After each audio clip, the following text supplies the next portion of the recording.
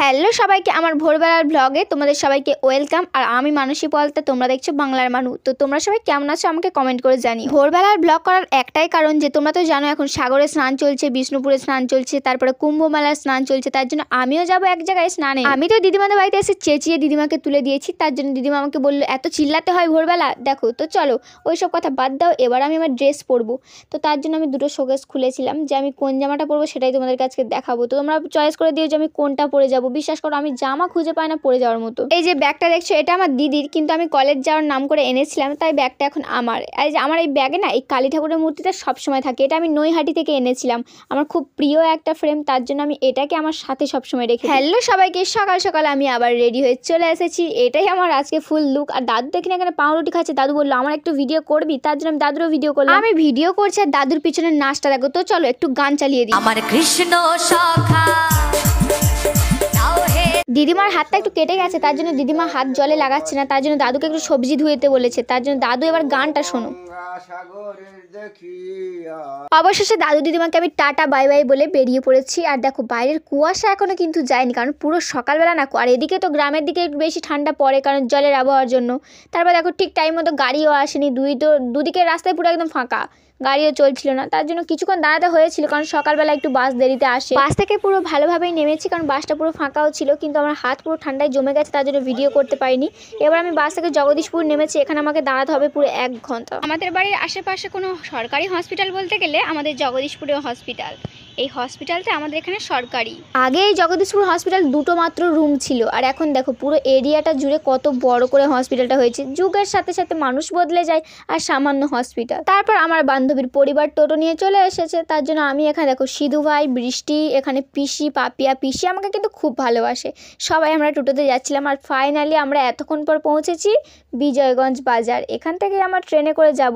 আর বিজয়গঞ্জ বাজারে আসা মানে তো তোমরা জানো এখানে কোন স্টেশন পড়ে, লক্ষ্মীকান্তপুর। তারপর টোটো থেকে নেমে আমরা হাঁটতে হাঁটতে চলে এসেছি লক্ষ্মীকান্তপুর। এখান থেকে টিকিট কেটেছি কারণ এখানে চেকার যা, টিটি পুরো যখন টিকিট কাটবে না তখন টিটি ধরবে না, আর যখন টিকিট কাটবে তখন দেখবে টিটি আসবে। পুরো সকালবেলা ট্রেন একদম ফাঁকা ছিল, আর এখানে পিসিরা সবাই একদিকে দাঁড়িয়েছিল আর আমি একদিকে দাঁড়িয়েছিলাম ভিডিও করার জন্য। পুরো ফাঁকা ছিল ট্রেনটার। আমরা লেডিসে উঠেছিলাম সামনের দিকে, একটা স্টেশন পরে নামবো। আর এই জীবনের প্রথমবার গাইস, প্রথমবার আমি মথুরাপুর স্টেশনে নেমেছি, আমি কখনো আসিনি।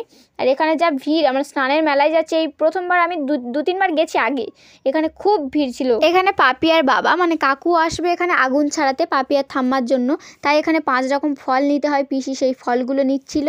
তারপরে আমরা আবার এই ভিড় ঠেলতে ঠেলতে কতক্ষণ পরে বিষ্ণুপুর মেলায় এসে পৌঁছেছি। আমাদের কাছে এই স্নানটা বলতে গেলে বিষ্ণুপুরে স্নান হয়, সাগরে স্নান হয়, এখানে কাছাকাছি অনেকগুলো স্নানের মেলা আছে, তো আমাদের কাছাকাছি সব থেকে বিষ্ণুপুর, তার জন্য এসেছিলাম এখানে আগুন ছাড়ানোর জন্য। কাকুরা আসছিল পাপিয়ার সাথে, আমিও চলে এসেছি কারণ বান্ধবীরা যাচ্ছিল, কাছের মানুষগুলোর সাথে যেতেই তো সব জায়গায় ভালো লাগে। আমার তো এবছর সব থেকে এটা ভালো লেগেছে যে একদিকে খেলনার দোকান আলাদা করে দিয়েছে বা যাবতীয় সংসারের জিনিস দোকান আলাদা করে দিয়েছে, তারপরে বাচ্চারা যেগুলো চড়ে নাগরদোলা, বাচ্চাদের গাড়িগুলো, সেগুলোও আলাদা করে দিয়েছে। এটা ভালো করেছে কারণ ভিতরে আবার ভিড় ঠেলতে ঠেলতে যাওয়ার থেকে বাইরে মেলা ঘুরবে, ভিতরে শ্মশান থেকে সবাই কাজ করে বেরিয়ে আসবে। যারা বিষ্ণুপুর চেনো তারা হয়তো আমার ভিডিওটা দেখে বলবে তোমরা উল্টো দিকে কেন যাচ্ছ, কারণ আমরা ফুলের দোকানে মালা কিনতে এসেছিলাম, কারণ ওই ঠাম্মার গলায় মালা দিতে হবে ফটোটায়। আর এখানে দেখো পাপিয়া, আমি সবাই মিলে মালা কিনতে এসেছিলাম, কারণ মেলায় হারিয়ে গেলে আবার কে কাকে খুঁজবে, এতগুলো তো ফোন নেই সবার কাছে, তার জন্য সবাই একসাথে জোট হয়েছিলাম। এখানে মালার দাম প্রচুর, আমি ভেবেছিলাম আমি মালা দোকান দেবো, তারপরে পিসি আমাকে বললো মালা দোকান দিস না, অনেক খরচা লাগবে, তখন তোকে বাড়িতে নিয়ে যাবে কে। এখানে দেখো মালা নিল, তারপরে আমরা সবাই মেলায় এবার ঢুকবো, মানে যেখানে কাজটা হবে। মেলা থেকে তো বেরিয়ে এসেছি, এবার যেখানে শ্মশানে কাজটা হবে। আর দেখো যে আমার বান্ধবীটা না কিছুদিন পর বিয়ে হয়ে যাবে, আর কেউ ঘুরতে পারবো না, তার জন্য ওর সাথে এসেছিলাম এখানে ঘুরে নিতে একটু। তারপর আমরা বিষ্ণুপুর শ্মশানের ভিতরে ঢুকছিলাম। আর দেখো দুদিকে যে এখানে চাল ডাল দিতে হয়, যারা মানে ভিক্ষা করে পাশে বসে, তারা সব পায়ে হাত পায়ে ধরছিল। এখানে দেখো সবাই তো আর সব কিছু দিতে পারে না, না সবার পায়ে হাত পায়ে ধরছিল, কেউ কেউ দিচ্ছিল, কেউ কেউ আবার ওটাকে এড়িয়ে যাচ্ছিল, কিন্তু আমরা যে লাস্টে আসার সময় দেবো তবুও কান্নাকাটি করছিল। আর এখানে যে গাইস ইনকাম, এগুলো জানি না 2-3টে কি মন্ত্র পড়বে, কিন্তু টাকা নেবে হাজার হাজার টাকা। দেখো এখানে সবাই আগুন ছাড়াচ্ছে চারিদিকে, শুধু সব মানে এত কি ঠাকুরমশাই আদৌ কি জানি না, এরা সত্যি পুরোহিত কিনা সেটাও জানি না, সবাই বসে আছে শুধু ইনকাম। দেখতে পাচ্ছ কত লোক এখানে, শুধু বুকে করছি বল নিয়ে আমরা চিতার ওপরে উঠে দাঁড়িয়েছিলাম। এখানে কিছুক্ষণ আগে এখানে পুড়িয়ে গেছে, জান ধোঁয়া উঠছিল, সেখানেই আমরা দাঁড়িয়েছিলাম। আমার কত সাহস দেখতে পাচ্ছ। আর পিছনে এটা বিষ্ণুপুরের চুল্লি কারেন্টের। আর এখানে এতটাই ভিড় হয় প্রতিদিন, বিষ্ণুপুর কখনো খালি যায় না। দেখছো আমরা চিতার ওপরে দাঁড়িয়ে আছি, আর ম্যাডাম তো ব্যস্ত এখন, ম্যাডামের বর ফোন করেছে। পাপিয়ার বাবা মানে কাকু কলকাতায় থাকে, আসতে একটু দেরি হচ্ছিল, তাই পিসি এখানে কথা বলে নিচ্ছিল যে কত কি দাম নেবে একটা আগুন ছাড়াতে গেলে। তার জন্য ঠাকুরমশাই বলছিল এত এত টাকা লাগবে। আর যেখানে আমরা দাঁড়িয়ে আছি না, ওপার থেকে মথুরাপুরের ট্রেন যাচ্ছে, মানে লক্ষ্মীকান্তপুর হয়ে নামখানা যাবে, পিছনে ট্রেন যাচ্ছে। ও আমাকে ভেবেছে আমি ফটো তুলছি, কিন্তু ও জানে না আজ আমি ভিডিও করছি। সবথেকে ইন্টারেস্ট তো এই কথাটাই যে দেখো আমরা যেখানে দাঁড়িয়ে আছি তার পাশেই দেখতে পাচ্ছ কাঠগুলো কাঁড়ি হয়েছে, কাঁচা কাঠ। ওই কাঠের ওখানেই নাকি মরি পোড়াবে, মানে একটা মানুষ মারা গেছে তাকে পোড়াবে ওখানে। বলো আমরা তো দাঁড়িয়ে আছি সেখানে, ওখানে ওর পাশে পোড়াবে। আর এরা মানে লোক মারা গেছে নিয়ে এসেছে, নাচটা খালি দেখে নাও, মানে এরা মনে হচ্ছে না কোনো ভাসানে চলে এসছে। বাড়ির লোক মারা গেছে, এরা নাচতে ব্যস্ত গাইস। আমি প্রথমবার দেখি। সব থেকে বাজে গন্ধ হলে মানুষ পোড়ার গন্ধই। তার জন্য সবাই এখানে একটু ঝামেলা হয়েছিল ওদের বাড়ির লোকেদের সাথে, কারণ এদিকে সরিয়ে করতে বলছিল, কারণ হাওয়াটা অতগুলো লোকের মাঝখানে, কারণ সবাইকে তো দেখে চলতে হবে তাই না। অতগুলো মাঝখানে যদি পোড়ায় তখন ধোঁয়াটা পুরো আমাদের দিকেই আসবে যতগুলো লোক কাজ করছে। তার জন্য ওরা আবার কাঠগুলো এনে সরিয়ে নিচ্ছিল, কারণ সব লোকের বুঝতে হবে কেউ তার বাবা মায়ের কাজ করতে এসছে আর তোমরাও তার বাবা মাকে পোড়াতে এসছো। তারপর ঝামেলা মিটিয়ে যে যার কাজ শুরু করতে চললো। আর এখানে দেখো ও ভেবেছে আমি ফটো তুলছি, ভাই আমি ভিডিও করছি। আমরা দুজনেই মা হারা, তাই ওর ভাইকে যেমন টেক কেয়ার করে আমি আমার ভাইকে ঠিক ওই রকমই খেয়াল রাখি। আমার খুব ভালো লাগে জানো তো, নিজেদের ভাইদেরকে নিজেরা মানুষ করছি। দিদি বড় দিদি মানে কিন্তু মায়ের মতোই। তারপর কাকু আসতে কাকু এখানে কাজ শুরু করে দিয়েছে, আর আমরা তারপর স্নান করে চলে এসেছি, কারণ ঘাটে এতটাই ভিড় ছিল যে ওখানে ফোন নেওয়া যাচ্ছিল না, কে কখন তুলে নেবে, তার জন্য ফোন নিয়ে যায়নি। আর এখানে কাকু পাপিয়ার মায়ের কাজ করছিল, আর কাকু ঠাম্মার কাজ করছিল। এখানে সবাই মন্ত্র পড়ছিল হাতের জল দিয়ে, ওখানে কাকিমার আর ঠাম্মার নাম দিয়ে।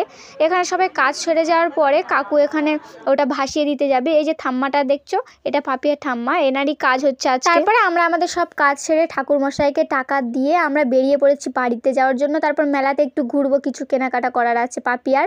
তারপর এখানে এই যে চুল্লিটা দেখছো, এটা কারেন্টের চুল্লি। এখানে সবাই ভিড় করে থাকে দেখেছো, আজকের দিনটাই মানে স্নান দিনটাই কিন্তু এত ভিড় থাকে, নইলে এর ধারে বাড়ি কেউ আসে না।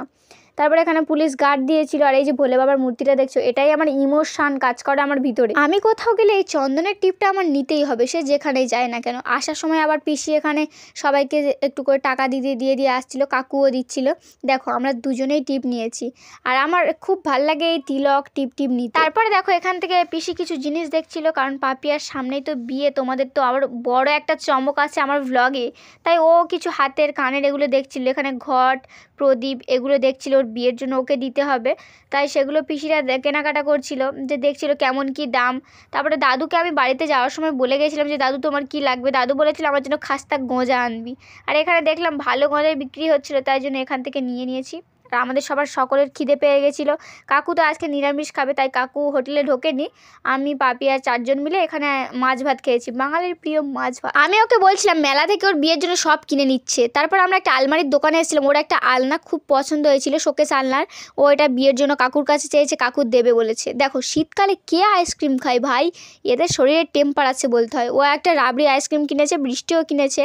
তারপর এখান থেকে ও আমাকে দিয়েছিল, কিন্তু আমার ঠান্ডার সময় আমার খেতে ইচ্ছে হয়নি, তার জন্য ও এখানে আইসক্রিম খেয়ে আসছে। আমি ওকে বলছিলাম যে বিয়ের জন্য আর কেনাকাটা করতে হবে। কোথাও যাওয়ার সময় শরীরে যে এনার্জিটা থাকে, আসার সময় কিন্তু একদম থাকে না, পুরো কেলিয়ে পড়ে যাই আমরা। দেখো সবাই যে যার চলে গেছে, আমিও বাসে উঠে পড়েছি। তো আজকে ব্লগটা কেমন লাগলো সবাইকে টাটা।